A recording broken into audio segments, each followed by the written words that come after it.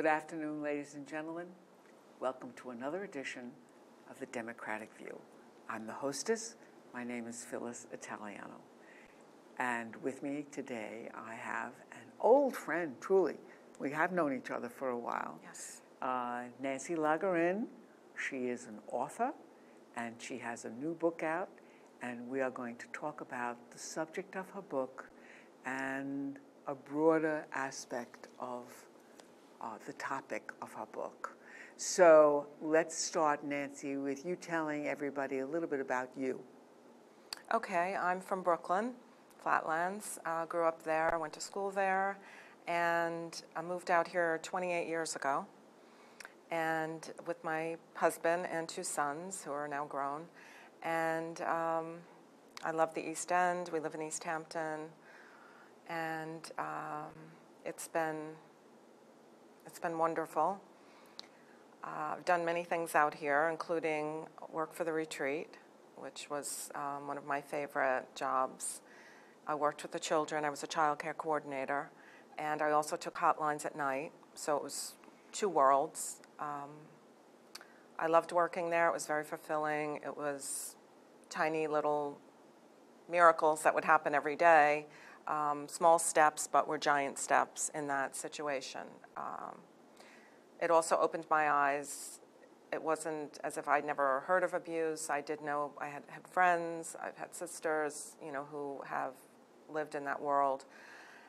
But to see how it transcends so many different levels, occupations,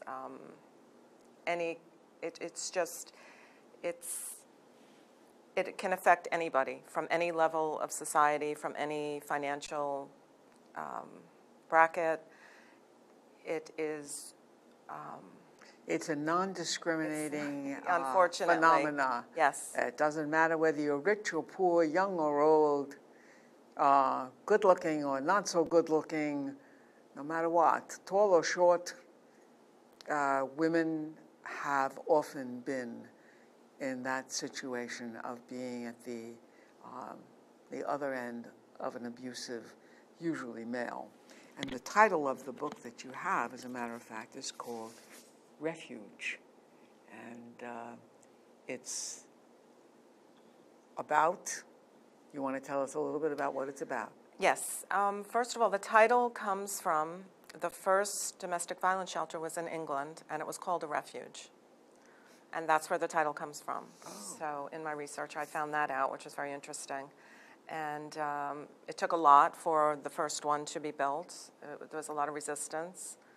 There was a lot of, why do we need this? And that doesn't go on, and people should mind their business and this type of thing, which is, if you go back in history, women were property. So that's not so far-fetched, even though today, if you would say that to young women, they would be probably aghast at that, because how can that even be? It doesn't make any sense. But when you think of a lot of things, for instance, we didn't have the vote until when? I mean, okay, that... we need to mark that, because that is still something that astounds me, right. Which is that we did not get the vote until 1920. And there were women out there, they called them suffragettes, and they were the women who chained themselves and things like that in order to get the vote for women. Pretty amazing, even when you look at some of the documents that we all really love and hold to our dear hearts, like the Declaration of Independence. It says all men are created equal. Now we know that men means humans and not just the male sex, because it is very important that people recognize that women and men are equals. They may be stronger, but I don't know about smarter, So anyway, so go on a little bit more about the book. I just want to say one small thing. When I was watching Mary Poppins with my granddaughter who just turned 5, so she was 4 at the time, and this came up, the part of the movie where the mother is the suffragette and she's marching and she has a banner, and she wanted to know what that was, what does that mean, and where is she going, and I told her, in relatable terms to a 4-year-old, and I said, well, women couldn't vote. And she crossed her arms like this, and she said, what do you mean, Graham? And I said, well, women weren't allowed to vote, only men were allowed to vote. And she said, how rude. And then she wanted to make banners after the movie was over, and by the time her mother came home from work, we were marching around the living room, and she was saying, votes for women and girls, votes for women and girls. So I mean it was funny, but in her mind, all she sees is, she sees her father cooking, she sees her mother going to work, she sees sharing and of equality. responsibilities. She Yes. doesn't see anybody bossing anyone else around. She sees her parents discussing things. So she sees a different world than I grew up in. My mother was home, my father went to work, nothing wrong with that, but it was a different world that I saw. There was a lot of bossing around. Well, I mean, and also that was every woman except my mother. My mother went to work, but my mother was the only woman in my entire neighborhood that went to work. Everybody else stayed home and was strictly a homebody, who kept house and cooked and cleaned and things like that. Whereas my mother was only a telephone operator for Macy's, but she had to get out of the house, and thank God she did. But, very few women in the time that I was raised could actually have a career. And as a matter of fact, when I went to college at American University in the late 50s, I was told I couldn't go to law school because I couldn't get in. And that was all. In those days, women could be teachers and they could be secretaries, office workers. There's very little available for women. So what has happened over the years is we have gotten more and more of an equal footing with men. So go on and tell us more about your story. So in this story, which again, I did work at the retreat, but it's not the story of me working at the retreat, and it's not a true story. So it's not based on any real people, but that's part of, I was passionate about the subject of women's rights and certainly children's rights. And so I wanted to tell a story. It was suggested to me to write it as nonfiction, but I said, don't worry, the story will get told, but it will get told in a fiction book that will be, I won't say easier to read, but it will also be able to be in the context of fiction, which is different. It won't be a lot of facts, but there will be facts in there. And so the story is about a woman therapist who she mostly sees women who are abused, and she does volunteer her time at shelters, which many therapists do. And she has some things happen to her in her own life, and circumstance comes that it takes place in Brooklyn Heights. It's at a time when brownstones you were able to afford them and refurbish them. She decides to take in boarders, and the boarders that she takes in are former clients of shelters. And then it goes on to develop into the relationships with there's 5 women, and their stories unfold. They're all different women from different places, mostly in this country, and then 2 from Ireland. And yet they have the common thread of abuse. One story is more horrific than the other. However, the women do very well. It's very inspirational in that it shows you that you can get out of this abuse. You can get out of your situation, which seems at times impossible. There's a lot of judgment around it. There's a lot of fear. There's a lot of denial. Why do women stay? That's the burning question. Why do women stay? You get hit the first time. Why aren't you out of there? It's not that simple. There's many reasons that people stay, and it's not ever because, they like to be pushed around, or they need this, or I've heard ridiculous things. And it's not that simple. Sometimes it's financial, sometimes it's fear that if you do leave, you'll be killed, you'll be followed, you'll be killed, there's children involved. It's very complicated. Yes. And sometimes it's just as simple as they don't know where to turn. They're ashamed. Shame is a big thing. They can't tell their families. The families don't know, because people are one way at home and they're another way outside of the home. Yes. The nicest guys can be abusers. It's not like they're lurking around like the boogeyman or something. And they don't wear a sign that says, no, there's I'm a line an abuser. Exactly. There's a line in the book that says, if all men had a blue dot permanently tattooed on their forehead, you'd know if they were abusers, you'd know it and you'd steer clear of them. But it's not that simple. Yes. You don't know. And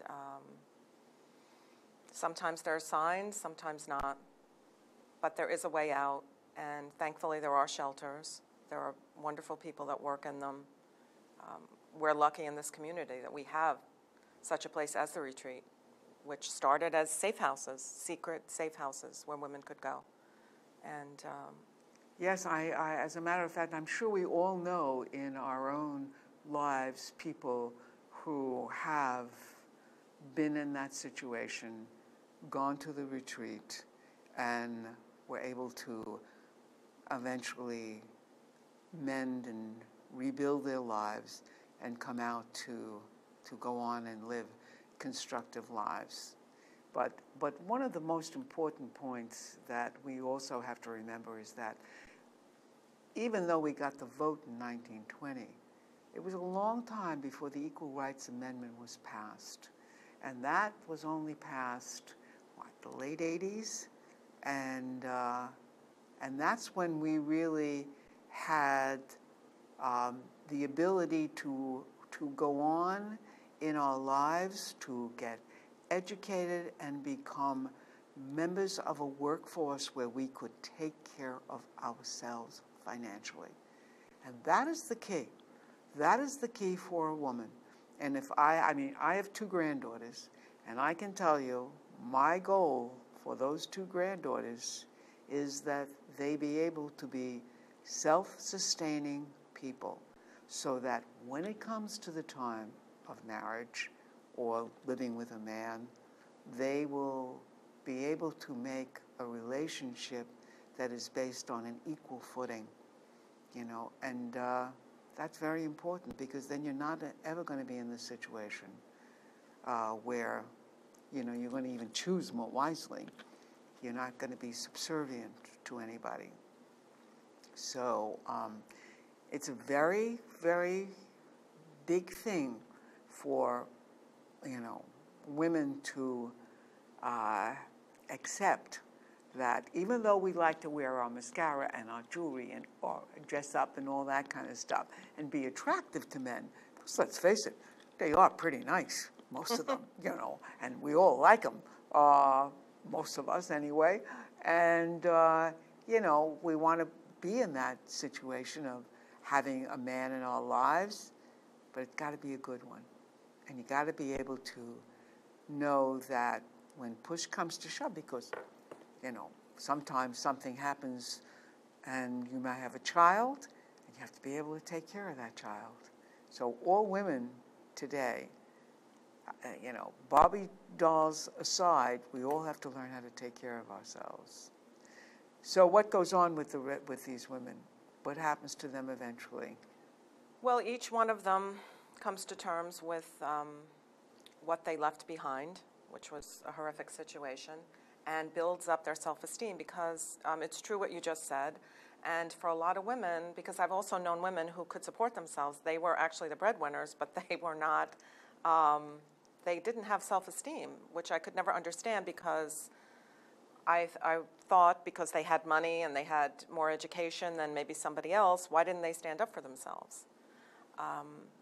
But that doesn't necessarily go hand in hand. It's one thing to be able to support yourself, but you could support yourself, you could be supporting everyone, and you could, write your own ticket, but if you can't stand up for yourself, then that's not good either. So I think that's very important, because you could be in a marriage or a relationship and it could be on equal footing, or you could be the one that raises the children, but you could still do it from the standpoint of you have a voice, because that is a job in itself, and I think that's very important. I'll say. Yeah.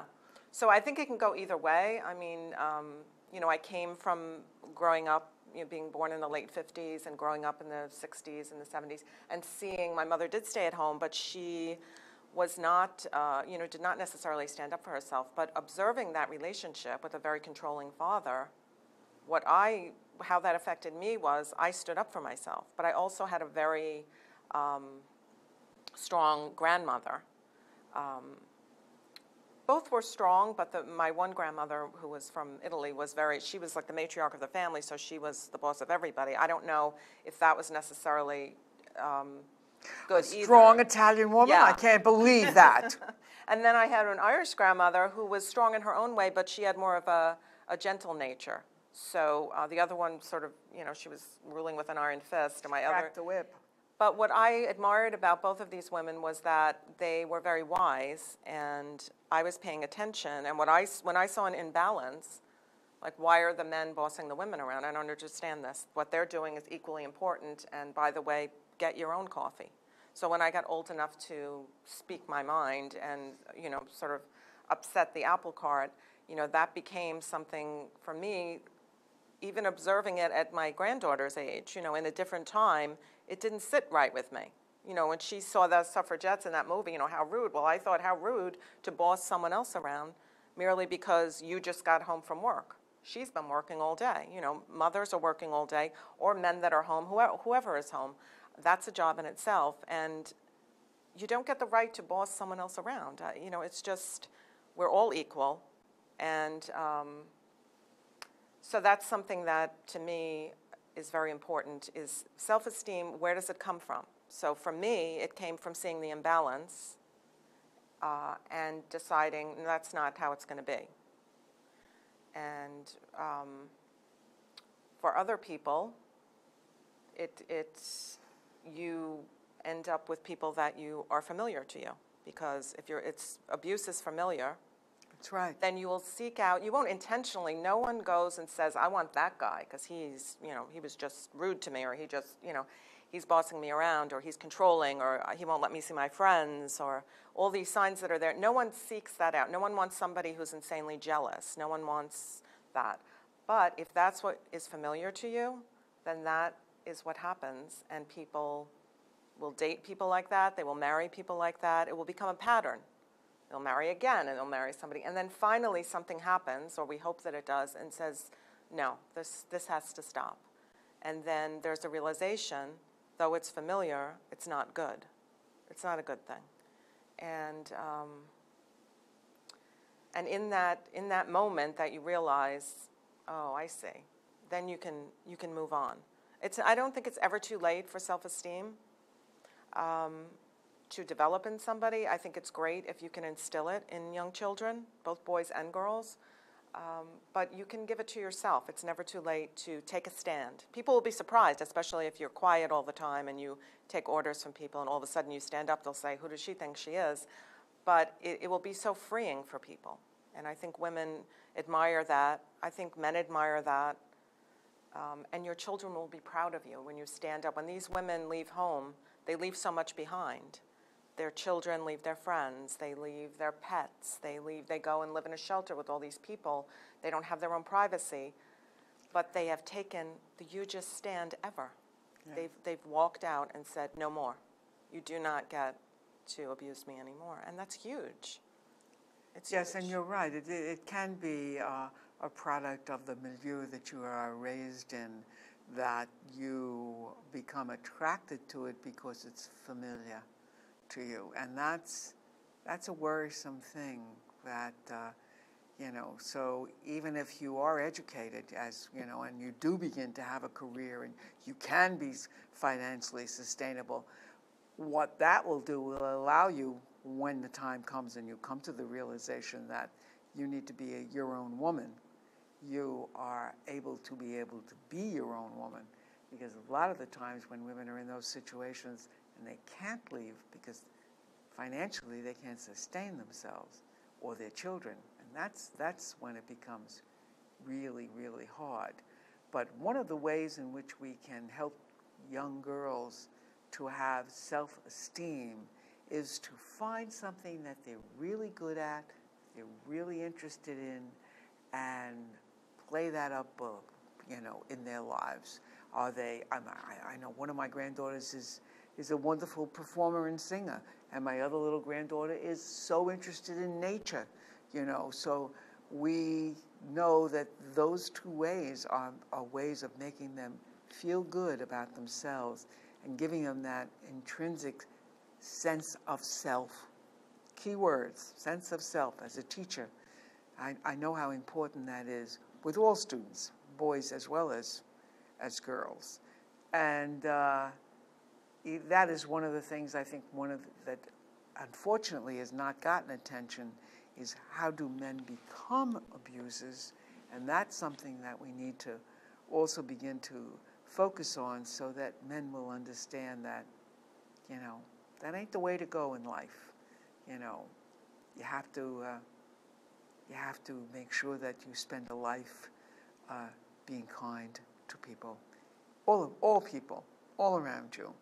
So there is much in this whole perspective of looking at the relationships between men and women that we need to take a more mature look at. But the retreat, by the way, does do a phenomenal job. It's a great organization. And I know we hopefully have put up the number for the retreat, and in case anybody happens to be in need of it. Because, I happen to have known someone who was almost murdered by her husband. And that was a very difficult situation. So I'm sure we all have those little stories of people that we know who have been in those kind of situations. I think everybody knows somebody who was either in an abusive situation or had childhood abuse, whether it was sexual or physical. And the shame of that, it used to be covered up, nobody could talk about it. Now they're teaching children, as you know, in schools about good touch, bad touch. We didn't have any of that. So when there's a section in the book that deals with that. One of the boarders at the Brownstone, which is where the women live, and who has spent time in a shelter, grew up with a sexually abusive situation. And she had nowhere to go with that. She was removed out of the situation, but years ago you couldn't talk about it. There wasn't discussed in school. There were no programs for it. Children weren't believed. Nothing happened to people that did things like that to children. And today, thankfully, that is different. And it happens to boys, it happens to girls, and thankfully, men today go for therapy. Years ago, they didn't. And that's part of the problem, too, is that if a man was raised in a house with a controlling father or an abusive father, if that's what you see, again, it can go two ways. You can go away from that and be somebody that you're not going to be like that, but often that's not the case because that's what you've learned. That's your role model. That's right. And so, therefore, you become an abuser. You become controlling, you become jealous, because that's what you've seen. And you haven't, as a child, you had no outlet. You didn't know what to do with that. You knew it creates trauma in children. It creates anger. You have all these, there's the angry young man walking around. Well, that comes from somewhere.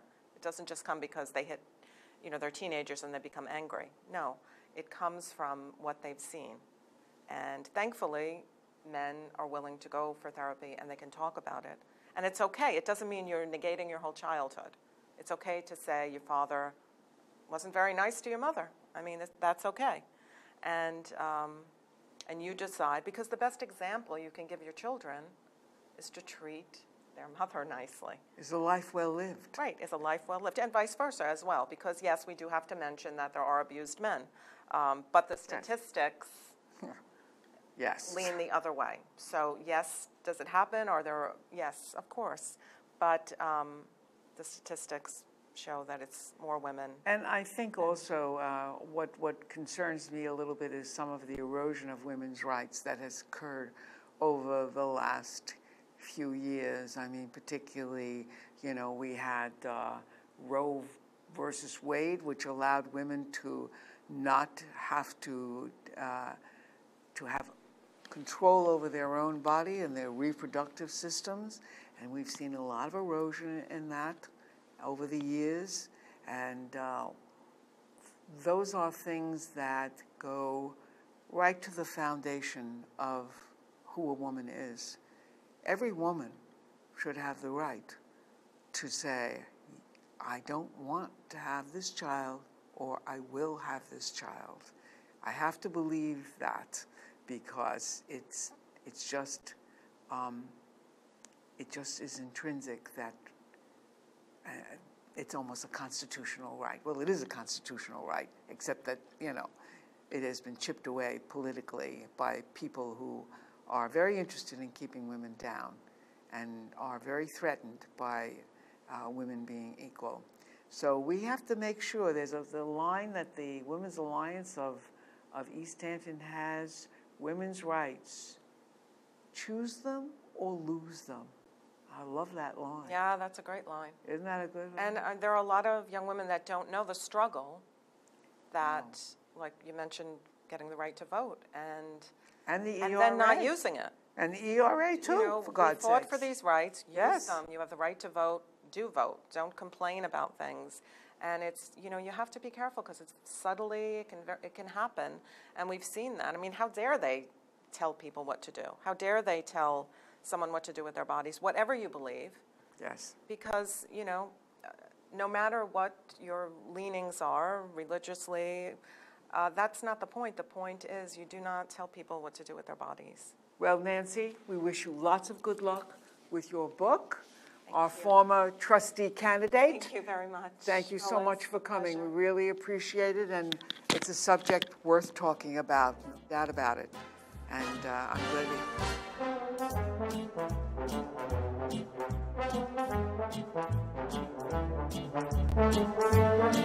glad